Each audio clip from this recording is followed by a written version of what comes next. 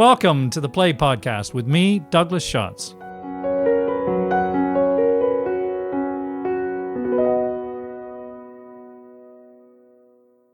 Hello, and welcome to episode 79 of the Play Podcast, where we explore the greatest new and classic plays. I'm Douglas Schatz, founder and host of the Play Podcast.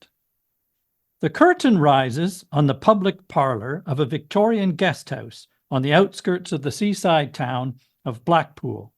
The room is a few years into disuse, stacked with formica tables, the bar cluttered with old soda siphons, and an old jukebox and a one-armed bandit stand in the corner. It is the summer of 1976, which anyone over a certain age in Britain will remember for its record heat and sunshine. The proprietress of the Sea View Guest House, Veronica, lies dying upstairs, and her 3, possibly 4 daughters are coming together to say goodbye to her. I say possibly because one of the daughters seemingly escaped to California and is rumored to be returning for the first time in many years, though some are skeptical that she will appear. This is the opening of The Hills of California, a new play by Jez Butterworth, which as we record this episode is currently playing at the Harold Pinter Theatre in London, directed by Sam Mendes. A new play by Jez Butterworth is a theatrical event. He has written 8 plays over the past 30 years, including his breakout hit Mojo, The River, and most famously, of course, Jerusalem, which we covered in episode 50 of the podcast. Butterworth's last stage play was The Ferryman back in 2017, also directed by Sam Mendes, though in between times, we've also had a revival of Jerusalem in the West End, in which Mark Rylance reprised his iconic performance as the exuberant anti-hero Rooster Byron.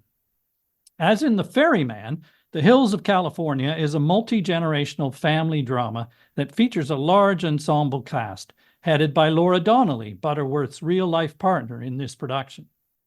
Do not be misled by the play's title, however. As I said, when the curtain rises, we are not in sunny California, but in the baking back streets of Blackpool. Although we will discover that the Hills of California, as described in Johnny Mercer's song of the same name, stand in for a faraway dream for the family of girls in Blackpool.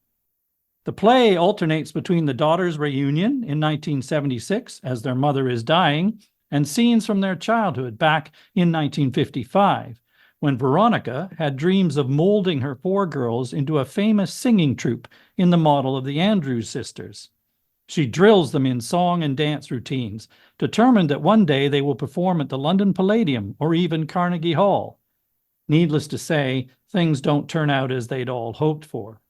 The play is a portrait of lost dreams, of deeply ingrained patterns of love and hurt within a family, and of suppressed and mutable memories. I'm joined today to explore this major new play by Dr. Sean McEvoy, who is a fellow in English at Murray Edwards College at the University of Cambridge. Sean has taught drama at sixth form, undergrad, and postgrad levels, as well as published books on Shakespeare, tragedy, and riots on the stage. But most importantly, for our purposes, he's the author of Class, Culture, and Tragedy in the Plays of Jez Butterworth, published in 2021, and a fan of his work, I presume. Welcome, Sean. Thanks for joining me on the Play Podcast. Thank you. It's a great pleasure to be here. Now, your book on Butterworth's plays, of course, precedes The Hills of California, but I know that you've already seen the play twice in the West End, and a new Jez Butterworth play comes with great expectations. So I'm interested first just to hear your general response to the play. And on early impressions, how would you rate it in Butterworth's oeuvre? Well, the first time I saw it, I did actually feel it perhaps lacked some of the ambition and scope of the enormous ideas about identity and nation and history that Butterworth dealt with in The Ferryman and Jerusalem. But I think that was a rather hasty and naive judgment. And actually, I think it is as profound in its dealings with ideas of nation and perhaps history, but particularly its interest in culture and sexual politics. And I think it was perhaps naive of me not to think about the importance of the issues to do with male power and women in the play. And I think it does have that strength and weight for that reason. That's interesting because, of course, it's primarily a play about family and about the relationships between the sisters and their mother and how that relationship plays out in terms of their childhood dreams and the results of that. That, as you say, you may actually overlook some of the cultural setting that's involved. It's interesting, there has been a mixed critical reception, I've found. Yes, yes. Which somewhat surprised me because, as we'll discuss, I think there's more to this as I thought more about it as well. Some critics thought that it was perhaps a little bit baggy or self-indulgent in writing. It is long at 3 hours, although The Ferryman was as well. And honestly, personally, that didn't bother me in the theater, actually. No, if I could say, some of my friends felt that as well. But actually, the play is formally superbly constructed in the way in which so much of other Butterworth's work is. I mean, there are various motifs and incidents at the beginning and end which echo and balance one another beautifully and perfectly. The balance between the two periods and the way that the hinges happen between them works very well. Individual lines and thoughts get picked up and balanced at times as well, especially in the way in which the figures of Joan and Veronica are this kind of matching, fitting together pair in all kinds of interesting ways. No, I would dispute the idea of its bagginess. I agree with you. Well, the other thing that struck me was that it has an enormous, powerful emotional effect on the audiences. Yes. And I don't think you can argue with that. Absolutely. And we'll come to how he does this, I guess. I introduced the setting of the play, but perhaps we should give listeners who may not get to see it a very brief summary of the main plot line. And for those listeners who still plan to go to the show and don't want to hear any spoilers, you best turn off now and come back afterwards. Otherwise, we're going to plow on. So, as I said at the beginning, the play opens in 1976. Veronica, the mother, is very close to the end. Gillian, the last sister, lives with her, is a spinster who has stayed home and helped her mother run the guest house and latterly cared for her. The others have married and moved away, or at least we don't know exactly what's happened to Joan other than that she is living in California, Joan being the eldest sister. Gillian has promised her mother that Joan will come to see her, though Joan hasn't been back for many years. Presumably Veronica has asked for her, and Gillian has written to her. A nurse appears and suggests to Gillian that her mother's end could be less painful and offers her the name of a doctor who would come and administer a lethal dose of morphine. Two of the other sisters arrive, Ruby and her husband Dennis, and Gloria and her husband Bill, as well as their two teenage kids. Then the scene switches to 1955, with the sisters now all teenagers and played by young actors, and we meet Veronica, who rules her daughters and the guest house with iron discipline as she trains them for potential stardom. A man named Jack Larkin, who lives in the guest house, he's a local wannabe stand-up comedian and has a soft spot for Veronica, and vice versa, I think. And he says that he knows a U.S. producer who is interested in auditioning the girls. So this could be the moment, their big break. The girls audition in the parlor for the American agent, who we are told discovered Nat King Cole and is Perry Como's agent, though how likely that story is left unanswered. Just to remind you that young Joan, who's the eldest, is 15 years of age at this point. Veronica thinks that because the Andrews sisters were 3, the agent may only want a trio, and she volunteers that Gloria could be an understudy as she's not as good as the others, which, tragically, Gloria also overhears. And then the agent says that he thinks Joan alone has star talent and asks if he could hear her sing alone. This is a terrible bind for Veronica, of course, to single out one daughter, but it gets even worse because the agent says the acoustics are not good in the parlor and asks if there's another room where he might listen to Joan in private. Joan innocently suggests that there's a bedroom upstairs, and Veronica agrees and lets them go upstairs. We hear Joan singing for the American agent and then suddenly stopping. That brings down the curtain of Act 2, and for us to imagine what's going on upstairs. Act 3 opens back in 1976, and Bill tells Dennis what he believes happened to Joan back then in 1955, presumably on the basis of what Gloria, his wife, has told him, which is that she got pregnant at 15 by a local lad. Gloria has not mentioned the U.S. agent at this point, had an abortion, went to the U.S., made a record, and has not been heard from since, essentially. And then Joan does arrive. Joan tells Gillian about her recent life in California, how she's had a short-lived marriage to a roadie and got pregnant, but decided this time not to have an abortion. And she has, in fact, brought the baby daughter back with her. Then she even asks Ruby if she might look after her baby for a while, just while she gets back on her feet, she says. Ruby declines to do this, is very upset by her asking this, but Gillian, the spinster daughter who has stayed home to look after her mother, says she will look after the baby. So Joan leaves the baby with Gillian, and the play ends with them getting around the piano and singing a song as they did back in the past, and Joan slipping away, having not even been to see her mother to say goodbye. Right. Can we start with where the play is set?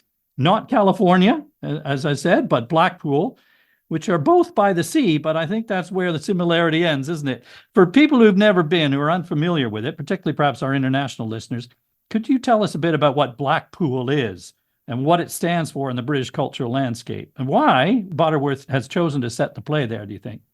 Blackpool is a town on the Lancashire coast, which became in the 19th century the big holiday destination for working class northerners in England and in Scotland, actually, as well.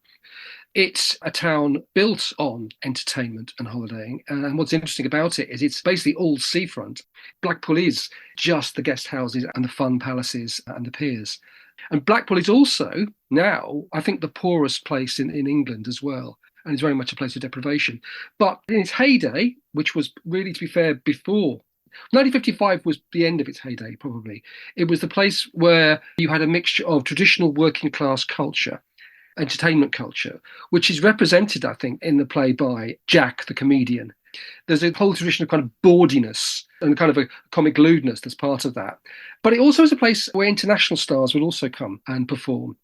And it becomes the site of a new period of threatened US dominance, of overwhelming traditional working class culture that's increasingly emulating it. I read somewhere that Walt Disney visited Blackpool when he was thinking about his theme parks. Yeah, it certainly has this massive funfair with these enormous roller coasters and so on. Yes, it's a place of fun and a place of fantasy. Yes, and entertainment, as you say. It was known for its arcades, amusement parks, aquariums, but also theaters, the Blackpool Ballroom, for example. So there is something there of inspiration for Veronica and the girls in terms of the showbiz world.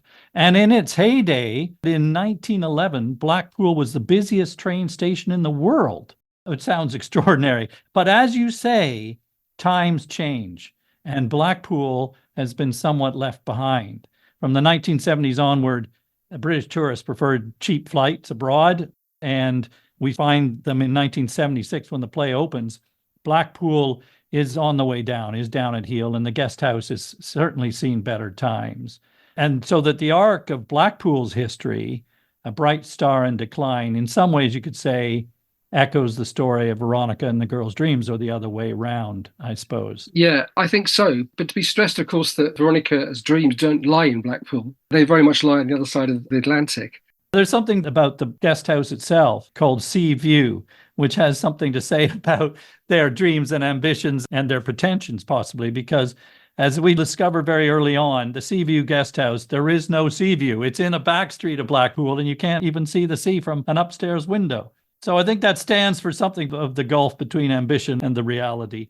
What about the particular historical times that the play is set? 1955 and 1976? They're very different social and cultural times, aren't they?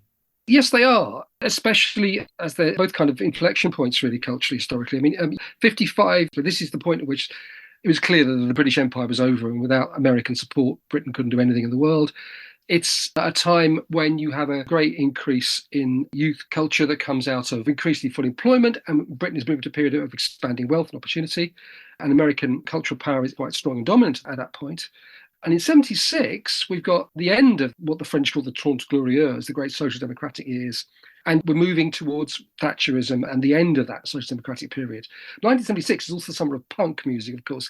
But it is a period in which actually what's happened is that the trajectory of working class lives between 55 and 76, that's the gap in the play, is one of prosperity. I mean, I was listening to another podcast, which 4 of the actresses who play the 4 leads in it were talking about the idea that Veronica is attempting to kind of take her children out of poverty.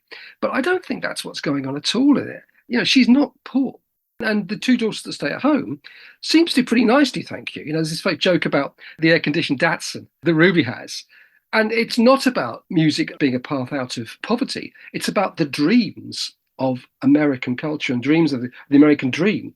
Because actually, the historical periods show the way in which life has changed and developed in England and in which the class position has changed, but also the way in which working class culture has changed as well, I think, in that time too. I also think it's about the way the position of women's changed as well. I mean, we see Veronica in the 50s, a quite buttoned up 50s in some respects.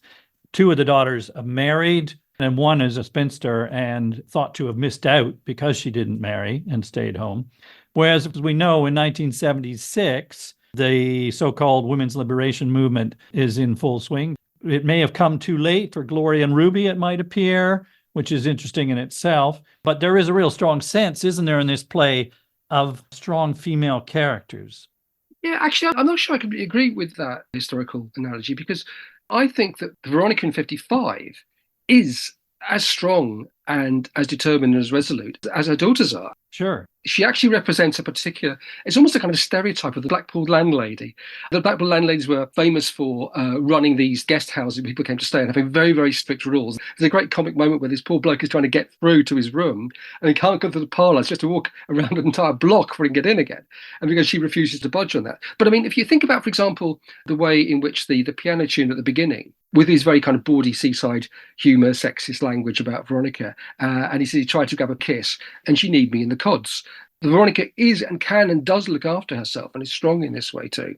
Yes, she has a fierce determination. And as you say, yes, there is the dream, the American dream, which also does, I think, involve money, because she does actually have to make financial sacrifices for the girls to, you know, put them in costumes and hire halls and all the rest. And she talks about that. And then she's really struck when the American agent says that Nat King Cole earns $10,000 a night or something like that. So, I mean, that is the pot of gold at the end of that showbiz rainbow. Yeah, I agree. I think it's about money. The thing is, the real villain, of course, at the heart of the play is Luther St. John, the so-called agent. He has the power. He is the abuser.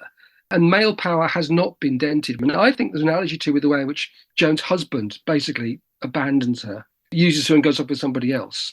I think there is this idea that male power remains, that power to exploit sexually and through the music business, to be frank, remains unmoved between 55 to 76. I think that's true. As you say, I mean, there's no question that Veronica is a very strong figure. She's just operating in a different social world, I think. Yeah.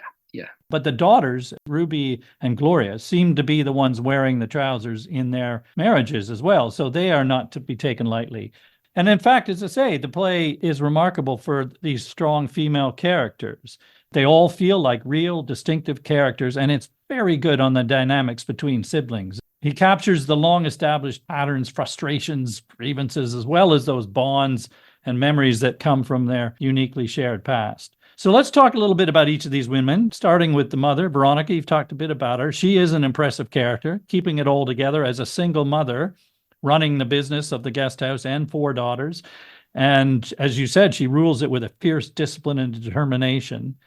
I mean, she basically has to manage the girls' hopes and ambitions as set against some of the realities of the challenges that they all face, including, for example, the absence of the father, who she has previously explained in varying ways. And I think it's interesting that there are different stories she tells about what that past is. What do we imagine that past is? Yeah. Is it only one father? Very good question. Yeah, that's the thing. Do the girls have different fathers? What all the fathers have in common is the Second World War, of course.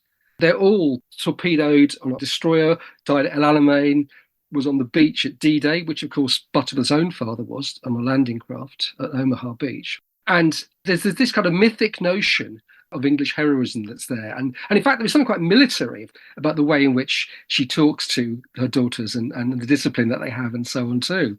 The stories, as you say, are all that the father was a sailor of some kind, and he comes and goes, and one assumes that if it's the same one, she's been impregnated each time he's on shore leave or something. But for all that, beneath her fiery determination, I think what's also interesting is you can see the brittleness of her hopes as well, how she struggles to keep it all going. The scene where the girls audition for the American agent is just wonderful, and in performance particularly striking, because I found that I was watching her, Laura Donnelly, playing Veronica as much as I was watching the girls performing, for her reaction, because you can see how high the stakes are for her, how desperate this is, that she wants this to succeed. Absolutely. And in performance, brilliant performance from the four younger actors that play the girls. You can see as well that there is, I mean, the text calls for a very tight performance. And in fact, you can see beyond the individual skill of the actors performing and singing and dancing, their own desperation to be seen to be perfect, which is actually in excess of the performance they're giving. But when we clap, we're kind of also participating in the judgments of the onstage characters watching. So when we're applauding them, are we actually encouraging Luthus and John to listen to them? And then how do we feel after that by being implicated in that? I think it's an interesting point as well. Oh, we're definitely invested in them, aren't we? We're cheering for them, no question. Yeah. And as you say, we see that there is potentially a gap between how well they want to perform and are performing. And that again adds to the poignancy, I suppose, of the situation. And the most poignant part is the American agent who is ruthless and predatory and presents Veronica with this Faustian deal. It's interesting. Again, I was surprised, but some of the critics seem to think that the Faustian deal, the Me Too trap, is not an original idea. It doesn't have to be original for it to be powerful, of course. What did you think? I don't buy the idea that originality is the problem. I mean, Butterworth's most two recent plays are absolutely stocked to the gills with allusion and quotation, as many of his plays are. And, you know, if we're going to start saying that, we're going to start rejecting Shakespeare, aren't we? I'm sorry, it's a bit glib, but it's not about originality. It's about the amazing power and subtlety of that moment and the way it's delivered. Faustian's very interesting because it's definitely true that she sells her soul to a devil, but even more than that, she sells her daughter's soul to a devil. Yes. So to see it in terms of simply her decision, some kind of Aristotelian error of judgment, what that decision doesn't do is throw the audience's gaze back upon, well, what is it about this thing that she wants so much, which seems to be already loaded with this evil that's there. And, you know, Butterworth's own attack on Weinstein and his famous talk on the Me Too movement he did on Newsnight in 2017 is loaded with an idea that perhaps there is something rotten within this cultural form almost that has sexual predation built into it, which we've now discovered. I mean, Butterworth loves and glories in American music, but he never seems to be aware that built into this is his enormous danger that these girls are there to be exploited. I mean, they are there as sexual objects. You know, she uses her own daughter to try and sell the guest house, and that seems to be built into the part of the act that's being produced. There's no question that that's the case. And actually add to that, the dream that she's inculcated in her daughters as well, in some form, is Joan complicit in the whole thing as well? Almost innocently complicit? Yeah. But how complicit in terms of how much does she know? She is the one who suggests, yes, there is a room upstairs. Absolutely. And is this why, you know, Gloria claims to have heard it all? Yeah. Gloria thinks that she led him on and blames her for it. Yeah. So this whole questions of issues of consent and power is there at the center of the play.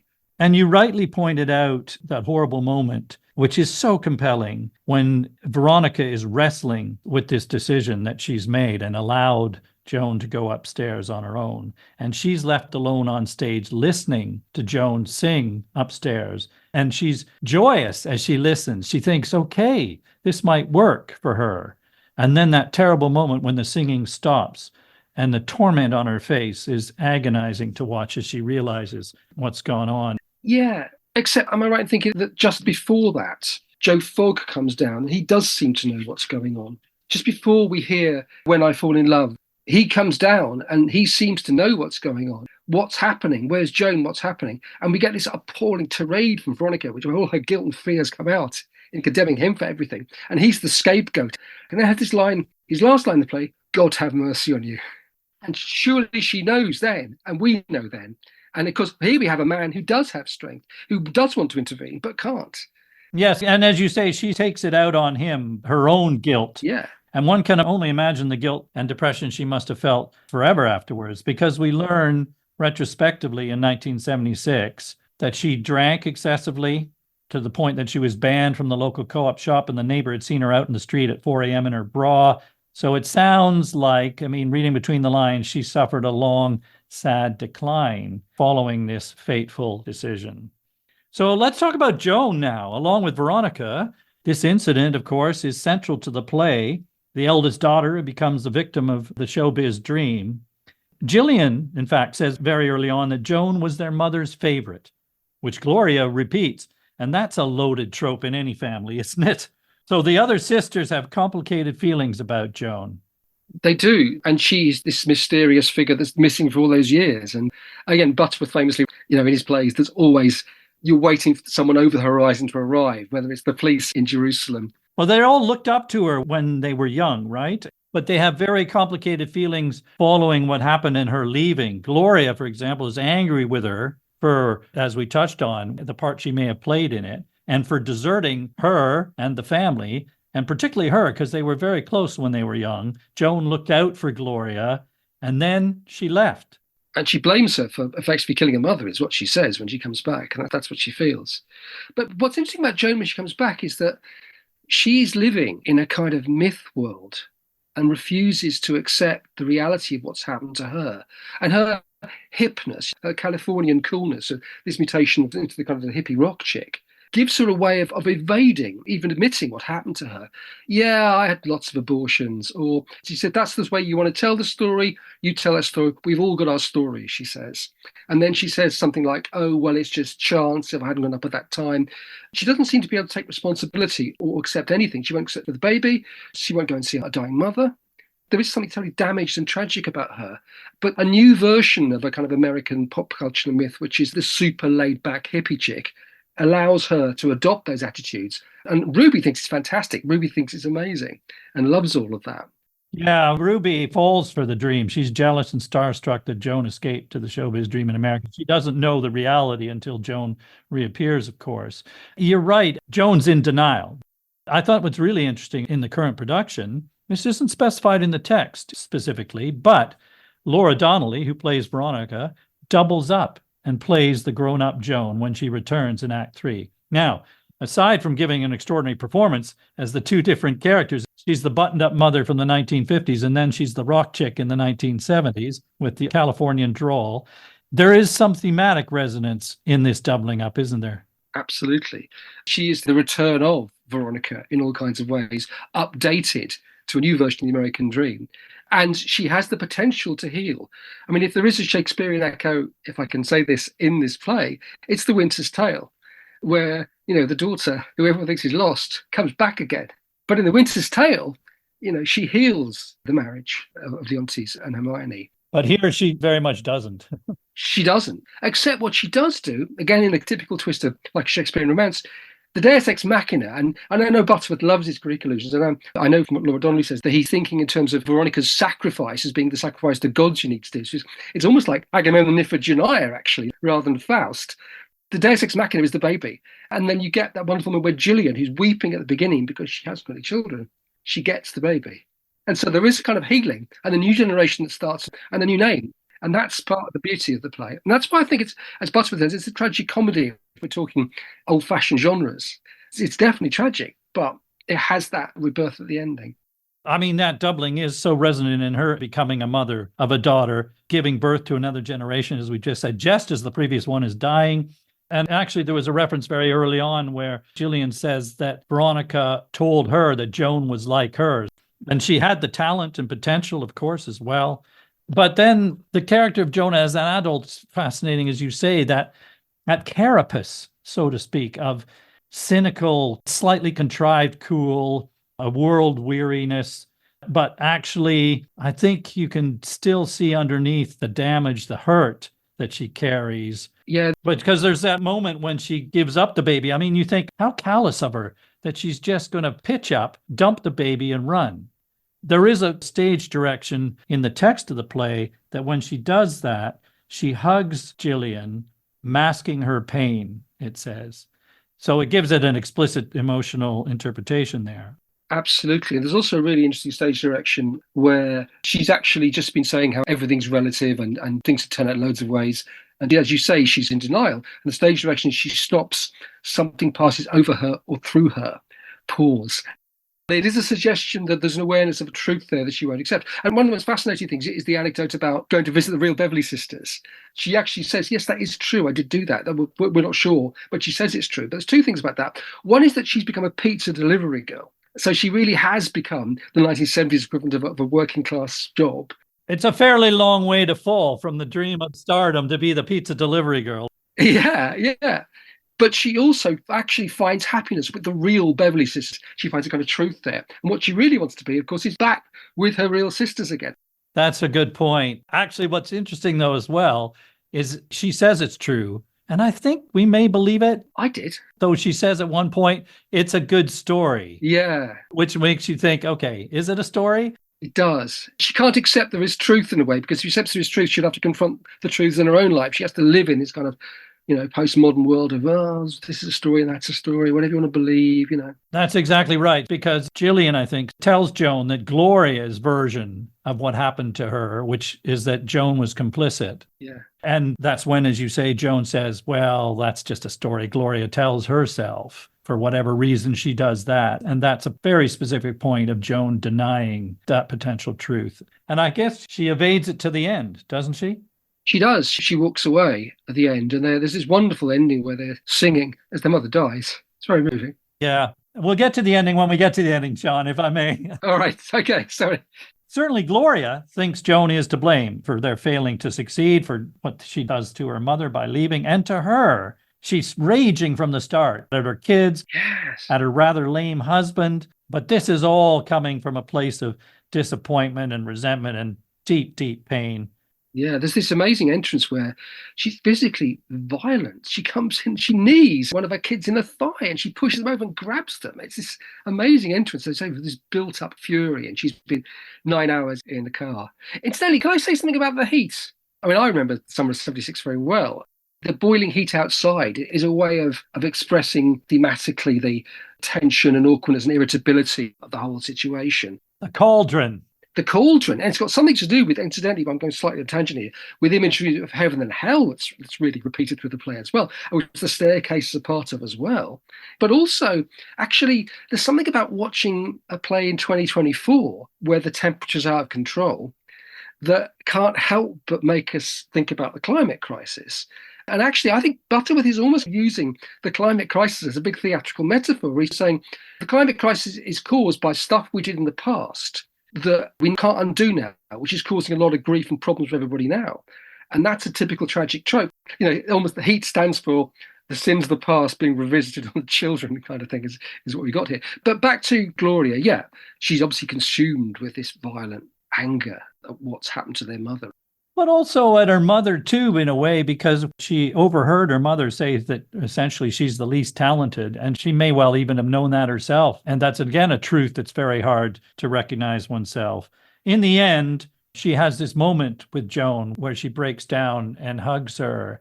And I don't know whether that's a moment of forgiveness or just a shared pain and understanding of sorts. Yeah, it could be either, couldn't it? I mean, you do get the sense at the end that they come back together finally as their mother dies to mourn her. I'd like to think it's more of a reconciliation. Yes. Well, yes, I think it is, definitely.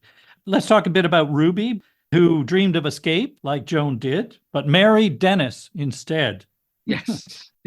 Now, she's sassy and smart and seems too effervescent to have ended up with Dennis somehow. Why did she settle for him?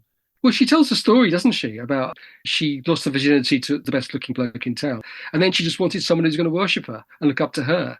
Yeah, because the best looking bloke brushed her off. And then she thought, I'm not going to be on the losing end of one of these. I'm going to be the attractive one. Yeah. It's an interesting parallel to the ideas of male sexual power, but the American men influence in the play.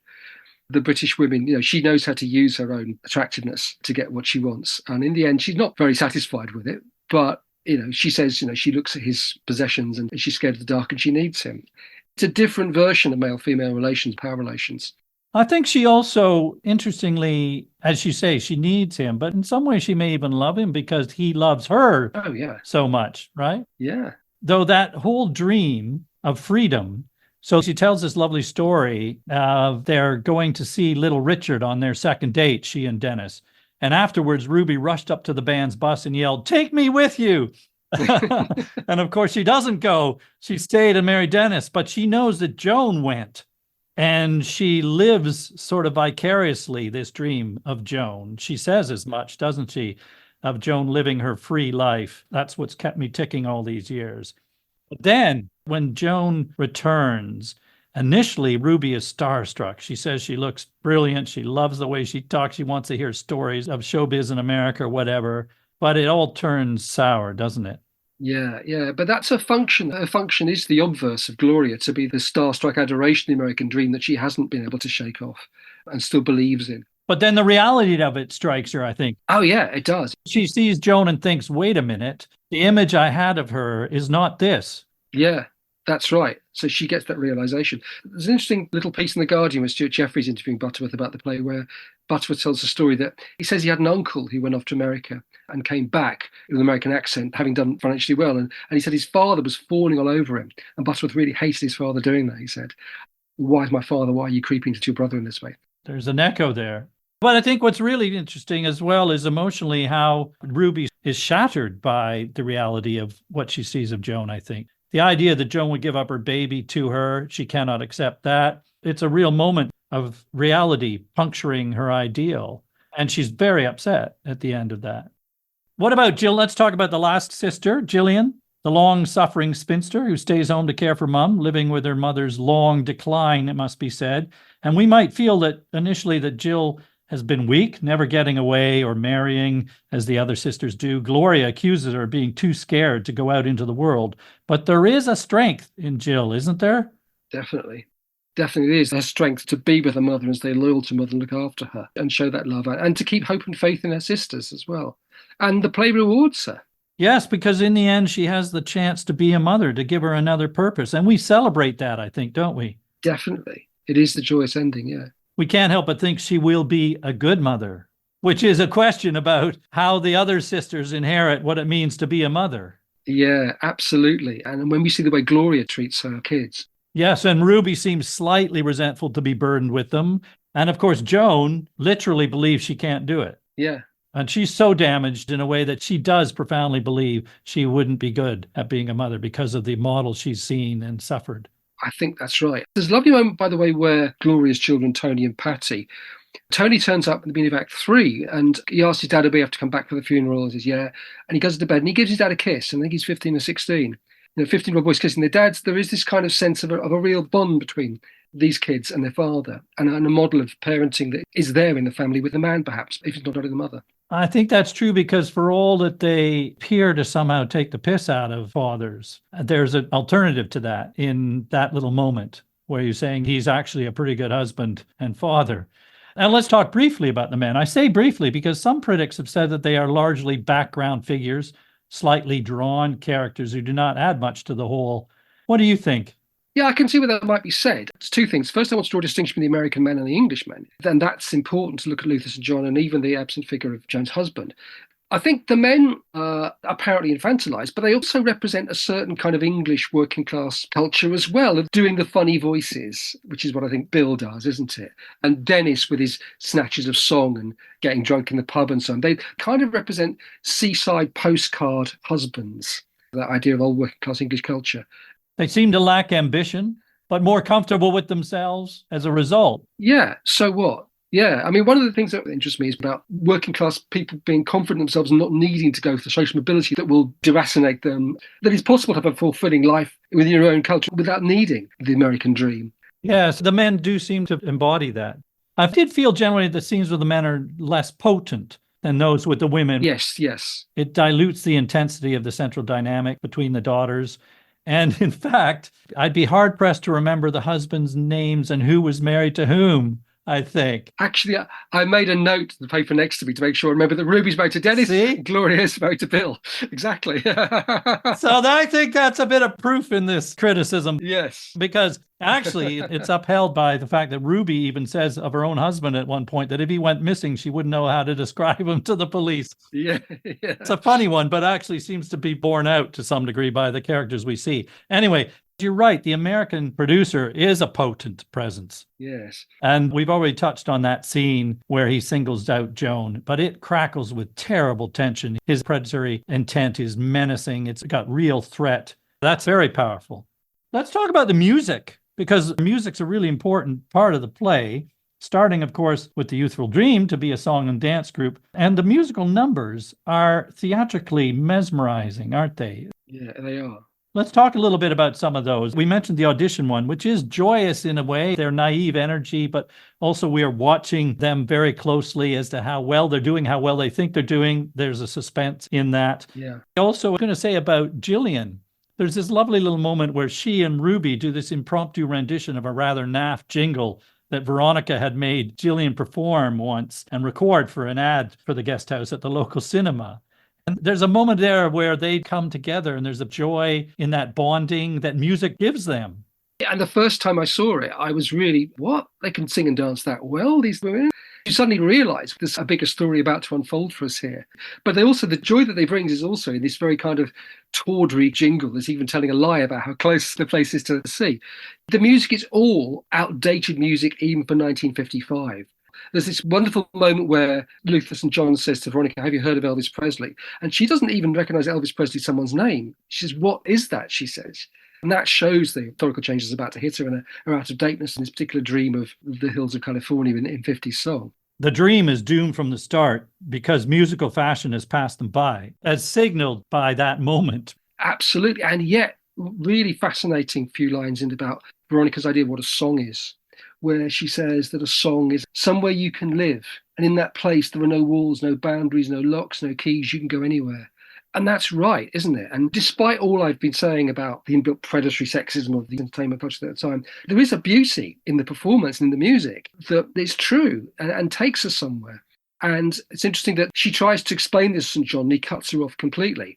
And it's almost like the thing in The Ferryman, where there's this dream of a place you can go beyond the water or where love can happen. And that's what art can be. And I was listening again to your conversation with David Ian Rabia about Jerusalem, and you were saying something very similar there about the awareness of where art and theatre can take us to a different place and the refuge that provides for us.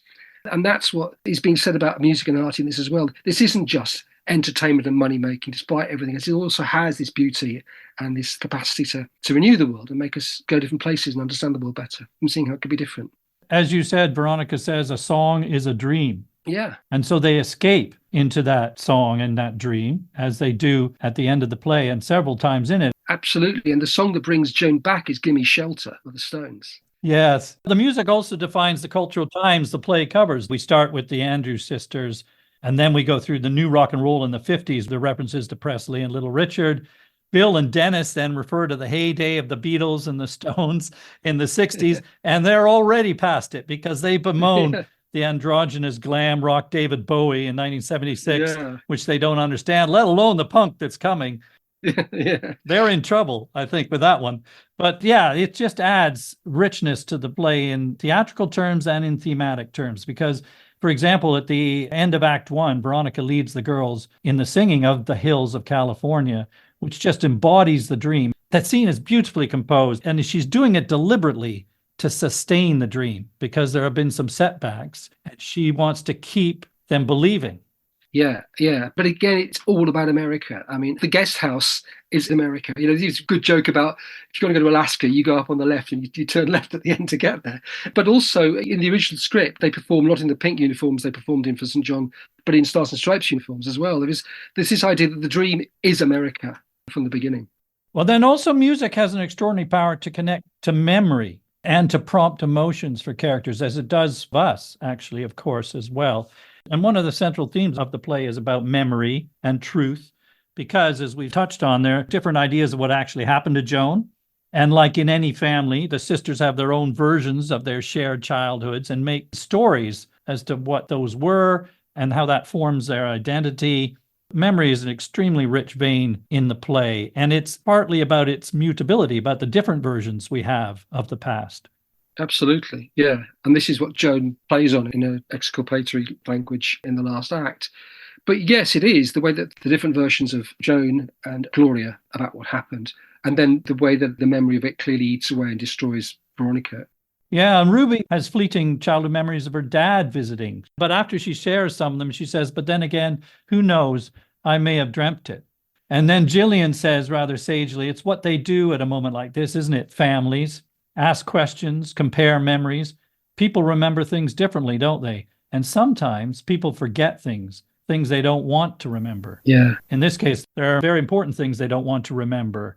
But differences that we have in how we saw things happening in the past, that's so common and universal. It is. But what the play insists on through its double time scheme is that there was a truth. We do see what happened in 55. So that shows us how we invent these stories of the past. Absolutely. Yeah, absolutely does. But it's not claiming that it's all just stories. You know, when Gloria goads Joan by saying, I bet you'll write a song about it.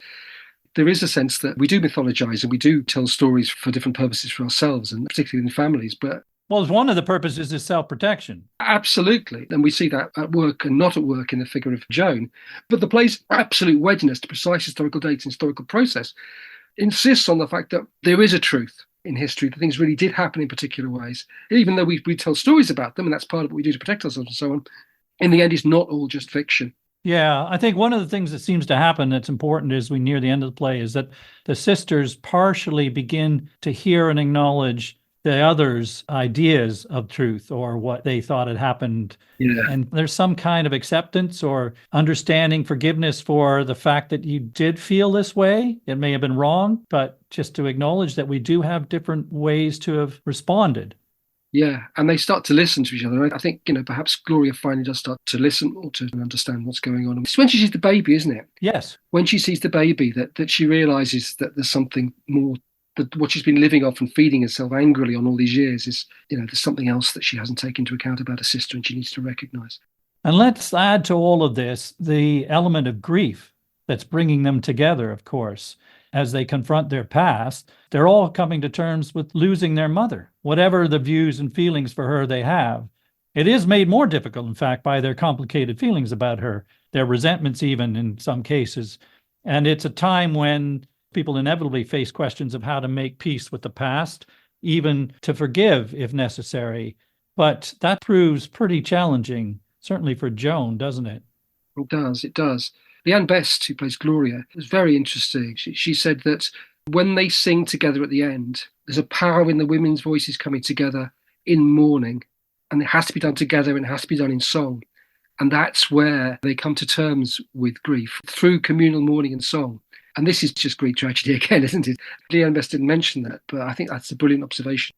This has very neatly led us to the ending here, Sean. The question of forgiveness is a tricky one, and it seems that Joan has not forgiven. We don't know, but she leaves without saying goodbye to her mother, even though Gillian had pleaded with her to forgive her and go and see her. But Gloria may have forgiven Joan by the end. But you're right, the coming together is extremely powerful when they sing together. And in fact, it's sparked by Joan saying she sings to the baby when she cries and goes to the piano and starts singing Dream a Little Dream of Me, which is a song the girls used to sing. And the sisters then come together and join in. And then the young girls come on stage at the same time and start singing along with them, bringing the two selves together, so to speak, the past and the present.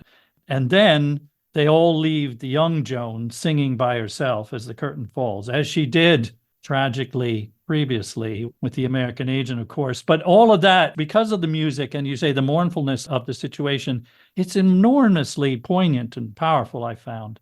Absolutely. And if I can underline the point you just made as well, that there is that formal balance between the end of Act 2 and the end of Act 3 of Joan singing alone that makes that connection. But also, of course, she is left alone and she goes off and she leaves the sister behind. She goes away again. Yes, exactly. I confess I'm not entirely sure how he does it, but I do think Butterworth has a special ability to create these moments of theatrical magic.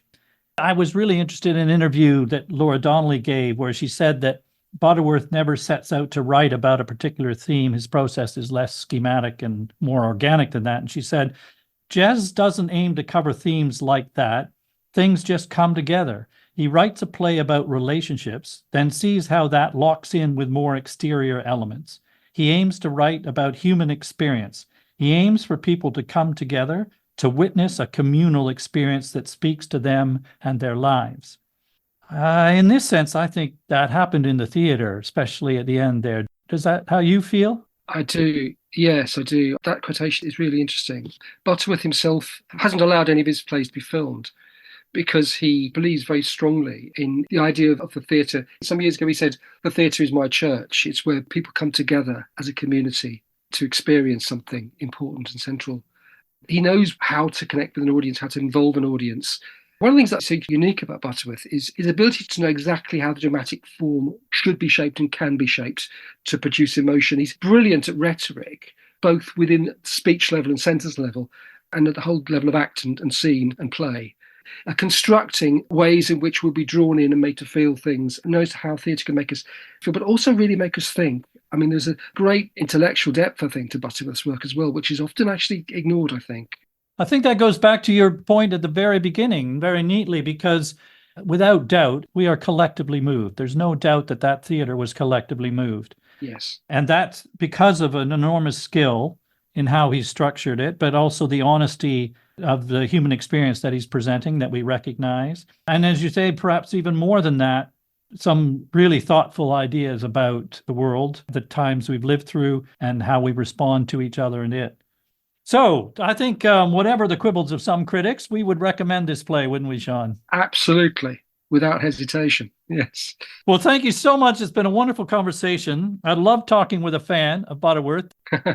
The fandom does come through, I know. Yeah. Oh, no, that's wonderful. That's what we're here for. In fact, I think the Play Podcast is mainly here for that. Before I let you go, one of the traditions of the podcast is I like to ask my guests to recommend another play that we might cover in the podcast one day, or just a personal favorite, even something we've already covered. But do you have any personal favorites? It might be another Butterworth play, but it doesn't have to be. No, it's quite an ask, isn't it? It is. I'm sorry. It did occur to me, though, in the last few weeks, we've lost two of the great English dramatists of the post-war period, Edward Bond and Trevor Griffiths. And Edward Bond is someone who I have a lot of time and admiration for, whose work is really not done much anymore. And I think his greatest play is Bingo, which is this fictional reconstruction of Shakespeare's death in the context of looking back on his life and wondering what his work amounted to within what's happening in his family and the people around at the time. It was done with the RSC brilliantly with Patrick Stewart in the lead, but that was as long ago as 2012. And that is a play that really repays rereading and production. I think it's his strongest play. That's a great suggestion. You're right. Bond doesn't seem to be that well known now. I remember studying him a little bit back at university. Bingo, as you say, that subject sounds like a wonderful idea, the balance between the artist and life. So I will look out for that. Thank you. And then maybe if someone would do it, we could come back and talk about it. So thank you very much, Sean. Lovely to meet you. It's been a pleasure. We say again, we recommend you go to see The Hills of California, which continues at the Harold Pinter Theatre until the 15th of June. As the curtain falls on the sisters, young and old, the mother passing and the next generation arriving, it is painful, but also touching to recognize the unique, deep, and lasting impact that the bonds with parents and siblings have on our identities and our lives. The imposed expectations, the jealousies, the disappointments, but also the joys, the deep allegiances, and the shared stories and memories, as true as we want them to be. Thanks for listening. See you next time.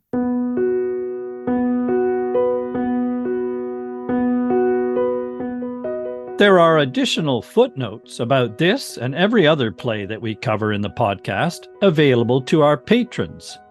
Patrons also enjoy early access to our sister podcast, The Play Review, in which Jody Rylett and I share our views on current productions on the London stage. To become a patron, please visit our website at theplaypodcast.com. And don't forget to follow us wherever you listen to podcasts so as not to miss an episode. Thank you again for listening. See you next time.